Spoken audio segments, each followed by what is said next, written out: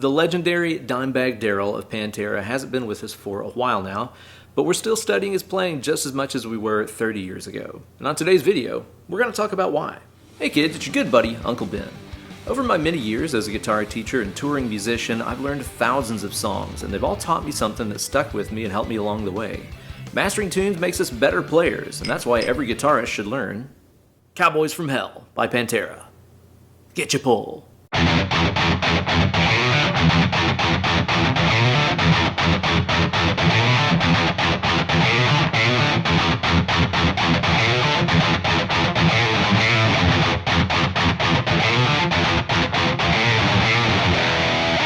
Well, hey there kids, it's your good buddy, Uncle Ben, and on today's video, I'm going to be taking you guys on a guided riff-by-riff tour through one of the most badass metal songs of all time, Cowboys from Hell by Pantera. This is a tune that I learned a million years ago, and it really helped me level up my rhythm and lead guitar playing. And so can you. Get better at guitar if you learn it. Yeah. I'm going to show you guys a bunch of different reasons why learning this song can make you a more better shredder today, but if you want to get even more out of this video, be sure to check out the extended and ad-free cut that's available over on my Patreon page, patreon.com/Ben Eller Guitars. Sign up today for access to hundreds of bonus goodies like extra videos, downloadable tabs, and so much more. I'll see you there. Gear-wise for today's video, I'm going to be busting out one of my favorite metal machines. This is my Jackson American Series Soloist HT with the OMG pick-em-ups on it. Those are sexually active pickups, and I'm playing that today through the Fractal Audio Axe FX 3. Now let's get into it.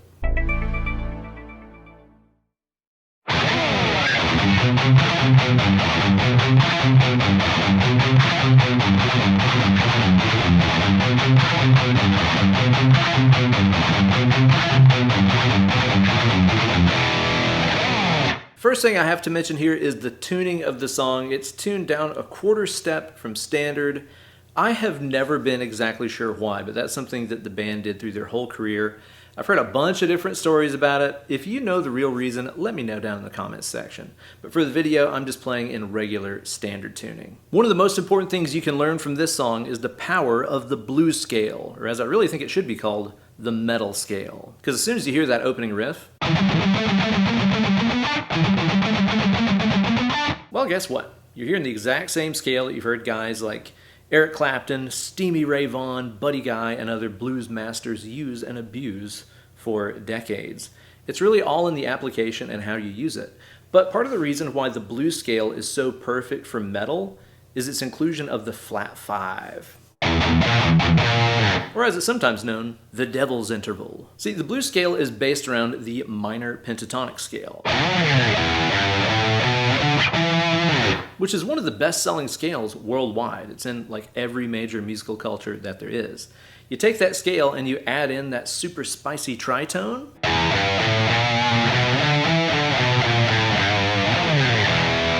and now you're playing the blues scale. There's a great lesson that we can learn from that looped intro riff, and it involves our picking hand. Check this out.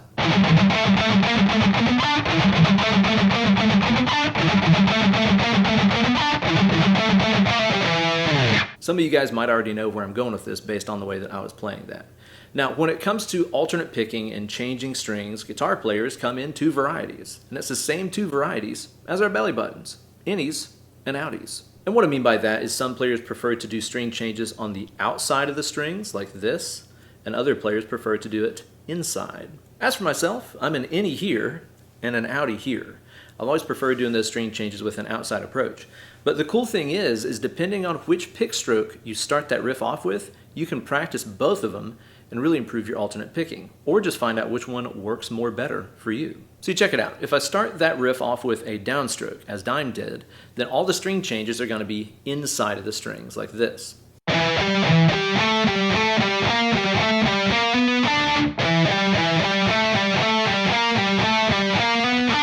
Which is the technique that about half of us prefer. The other half, which includes myself, likes the outside string changes better. And if you want to practice those, start this riff off with an upstroke. If you do it that way, all the string changes are going to happen on the outside edges of the strings.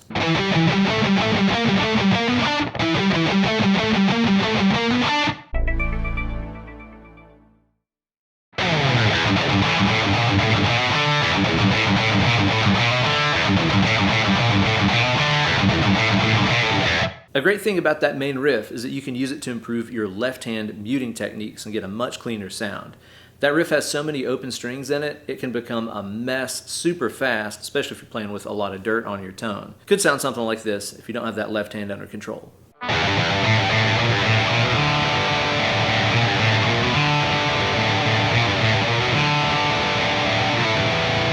Unlike a fretted note, an open string will ring out until you tell it to shut the fuck up. And the way that we do that is with really gentle pressure with our fingertips. So you take, for example, whenever I'm going from the G note to the open A note, right there in the riff.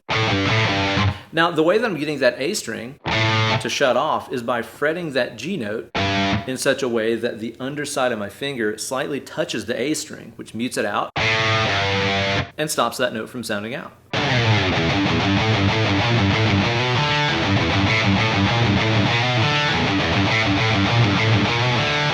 The end of the riff has that open D string, and the way that Dime would stop that one is by fretting kind of like an A power chord down here. If you listen really close on the recording, you can actually kind of hear him smack an A power chord a couple times in the riff, and I think that's really just because he was going... Did you see that move right there?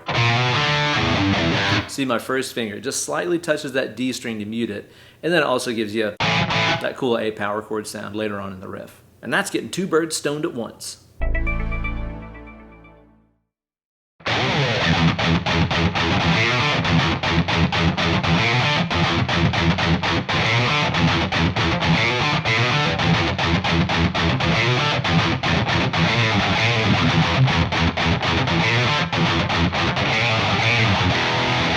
There's great stuff you can learn for both arm hands inside of that riff, but first let's talk about the picking hand and the power of the upstroke.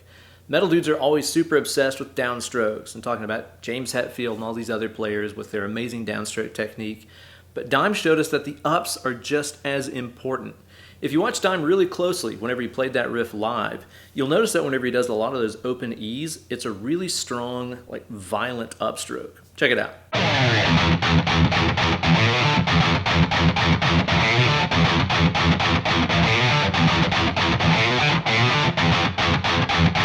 If you're playing that riff all downstroke, it really just does not sound the same.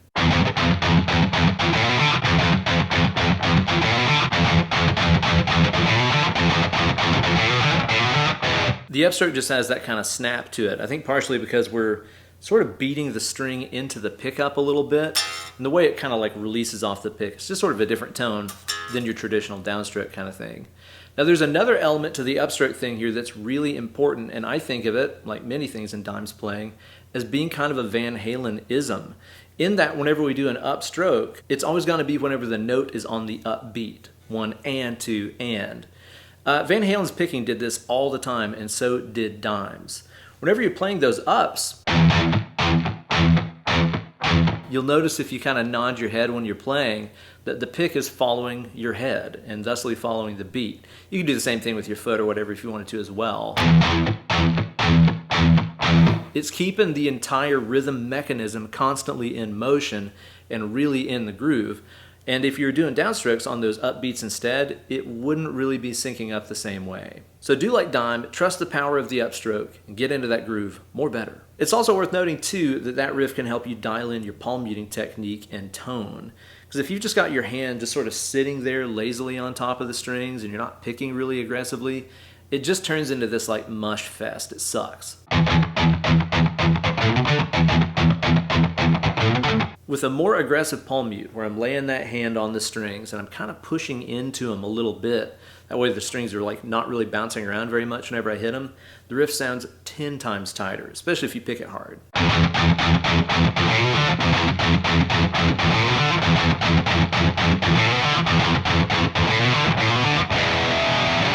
Try to get your palms situated in what I call the ditch. That's the area in between the back of the bridge pickup and the front of the saddles, otherwise known as the taint of the guitar. Try to put that karate chop part of your hand right there, pressurize a little bit, and pick the living snot out of it. You should be getting closer. Fretting hand wise, there's another really important thing that you can work on when you learn that riff. It's something that I call the pitch and catch technique. What I'm talking about is whenever the right hand pitches a note, the left hand catches it. You see that kind of flipper action I just did? I've got my first finger resting really lightly on strings A through high E. I'm not barring, I'm just really lightly setting them down across it. That way I can pick really hard and not worry about sounding any of them out. Now you'll notice that every time I pick one of those notes, the left hand over here, using this kind of fleshy mitten, will just kind of mute the string out to stop it. Now I'm not going in really hard. It's got to be fast and soft. Just the way your mother likes it. Otherwise it won't work. Now I want you guys to really practice on how fast you can pitch and catch. Throwing that note out with the right hand and then catching it here in the left. Somebody in the comments is going to say, it's a really tight noise gate. It's really not. I don't have the gate on here all that tight. It's just a matter of how quickly I can catch the note that my right hand is pitching. Now without that pitch and catch, listen how terrible that riff sounds.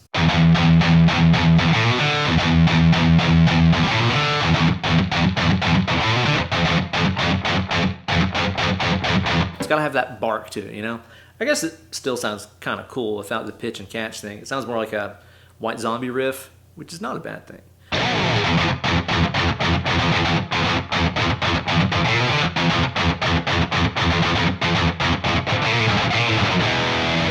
The verse riff is also a great place to work on all those techniques that we just mentioned, so be sure to pay close attention to all that whenever you get to that section of the song as well. It's really easy to overlook the pre-chorus riff of the song because it's so short, but there is a valuable songwriting tip to be learned here.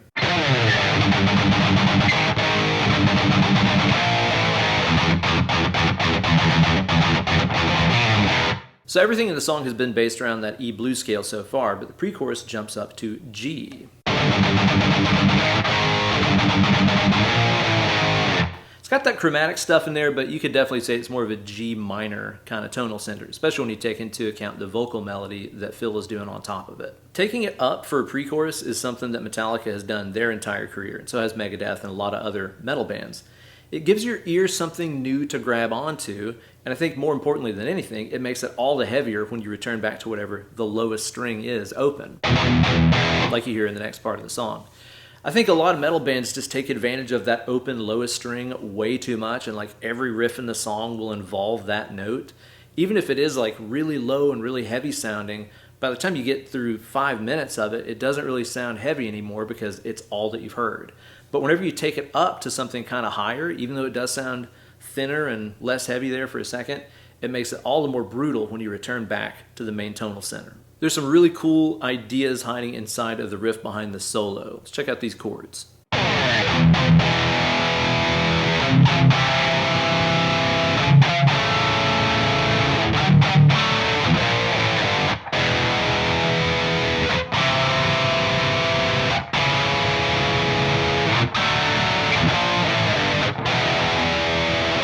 Metal rhythm playing is heavily built off of power chords. Power chords are just roots and fifths. They're not technically major or minor because they lack what we call a third. The third in a chord is what makes it either major and happy sounding or minor and sad sounding. And Dime wasn't afraid to play around with dyads in his rhythm playing.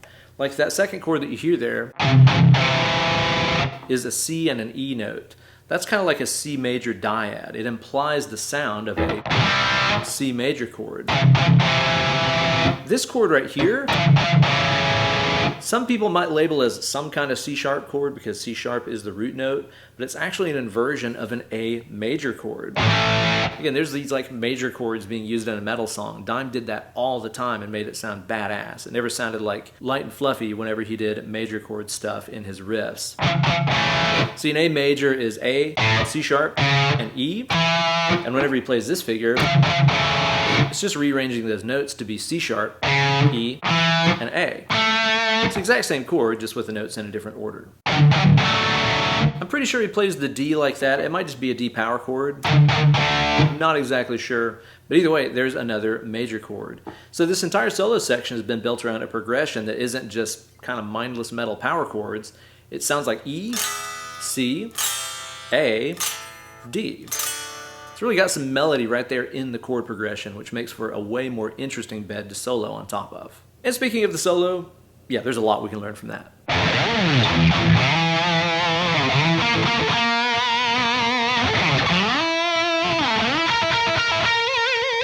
First thing I gotta point out is the amazing sass and attitude that Dime had in his vibrato, which is brought along by a kind of unusual technique. I'm trying to imitate it right now, but it's not really my usual thing. Typically, whenever I do vibrato, it comes from my wrist moving back and forth like this.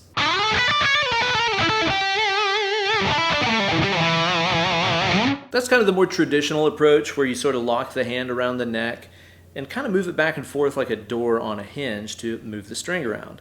Now, Dime did not do that at all. Any live performance of him that you see, you'll see that his wrist is dropped down below the neck like this. A lot of space between the palm and the neck.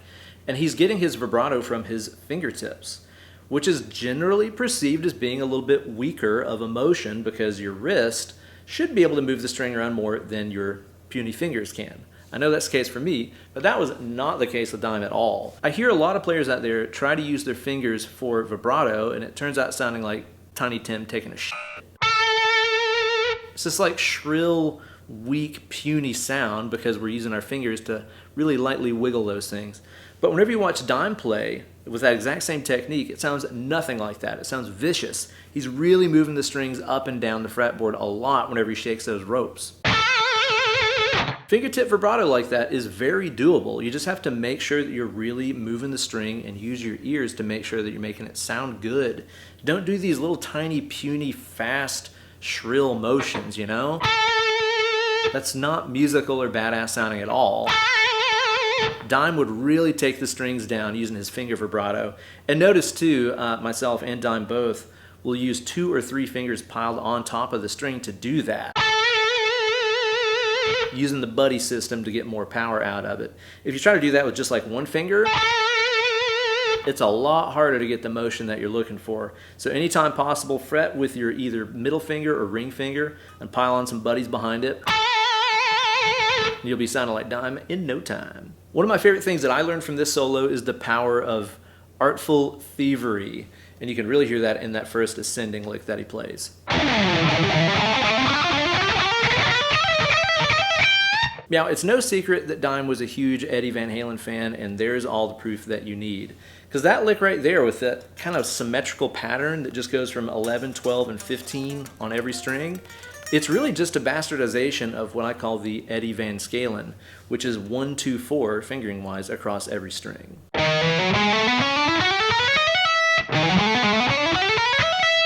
Eddie used that in so many solos, like I'm the One, Jump, and a bunch of others. I've got a whole video devoted to the Eddie Van Scalen right here on my channel you should check out.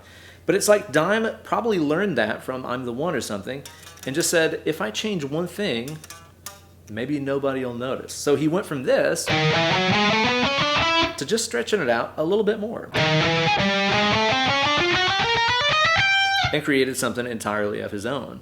But it's really just artful thievery, which is what we all do. That lick is also the first place that I learned something that I later found out was sort of a Paul Gilbert-ism, which is to do the half-picked sort of approach. Sometimes I see people play this and they try to pick through every note, which for one is way harder at speed. Whoa, it's really fast. It also just doesn't really sound as cool, because the way that Dime is doing it is to pick the first 4 notes and then hammer on the rest.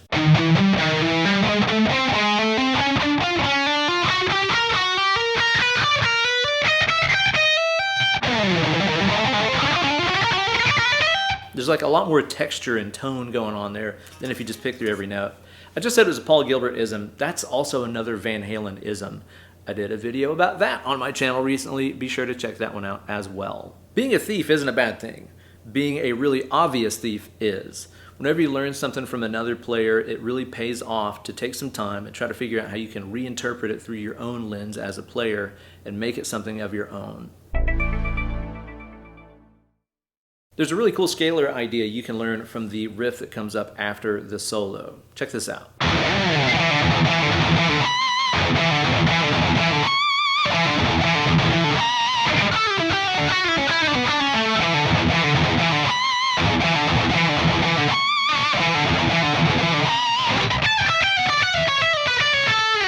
Okay, Two things actually. For one, there's those badass pinch harmonics that he puts in the riff right there.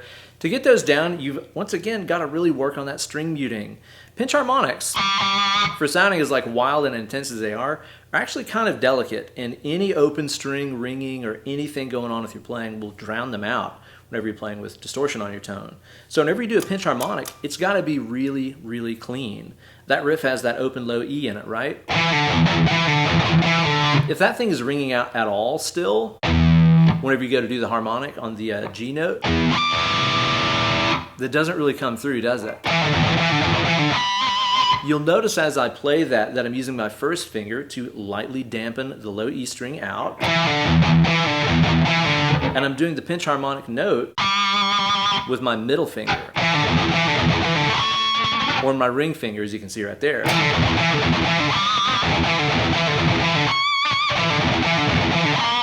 You can see every time I do a pinch harmonic, I'm muting out the bottom strings here using my first finger. Gives it a really strong, clear, and powerful sound. Now this little run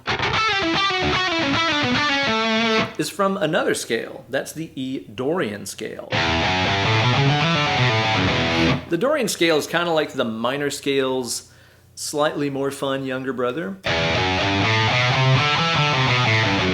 Minor scale is very like stern sounding to me, but the Dorian scale is only different by one note. Instead of having a C note or flat 6, the Dorian scale is going to have a C sharp note or natural 6. It automatically sounds a little bit more, I don't know, bluesy. Probably because every blues shuffle you've heard uses that 6th interval that we're talking about.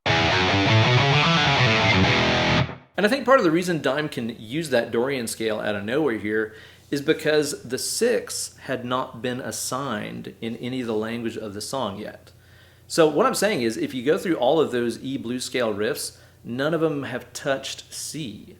So we don't know if there is a C note being used in this musical vocabulary or a C sharp note being used in this musical vocabulary.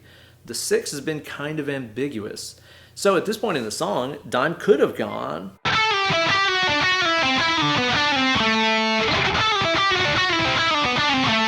That sounds a little bit more minor, doesn't it? Because if you heard right there, I was using the C note in both positions.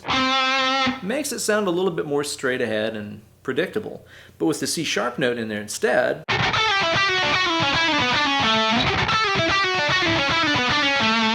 don't know, it has a little bit more like sass and attitude to it. It sounds a little bit more bluesy, sounds a little bit more Texas, sounds a whole lot more Dime. And he's able to do that because the C, or the 6 in this case, had not really been assigned by anybody in the musical language so far. Look for the holes in the language and fill them in with whatever you want. It's just like the dino DNA in Jurassic Park, right? I had the gaps in the sequence and they filled it in with frog DNA to go with the dino DNA.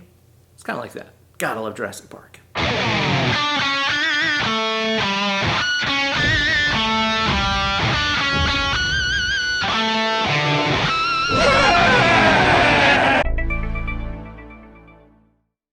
So there you go, guys, a look under the hood of one of the most awesome metal songs of all time and why it still matters and is being studied today. This style and format of video is kind of a new thing I'm trying out here on my channel, and I am loving making these. It's a lot of fun for me to do. Hopefully you guys are enjoying them too. Let me know down in the comment section below what song taught you something really valuable that stuck with you in your own guitar journey. If you want to get more out of this video and help support my channel, be sure to check out my Patreon page over at patreon.com/BenEllerGuitars. That's where you're going to get the extended cut of the video, which is free of all those pesky advertisements. I'm also going to be putting up my Axe FX 3 patch over there so you can download it onto your own Axe FX 3 and use that very same tone in your home. You'll also get access to an amazing community of people just like yourself, so don't delay, sign up today. Be sure to like this video, subscribe to the channel, and ring the bell for notifications every time I upload a new slice of fried gold. And be sure to tune in next week for some more guitar goodness coming at you. Now get away from the computer, grab that guitar, and let's get mashing. Let's click it. More picking.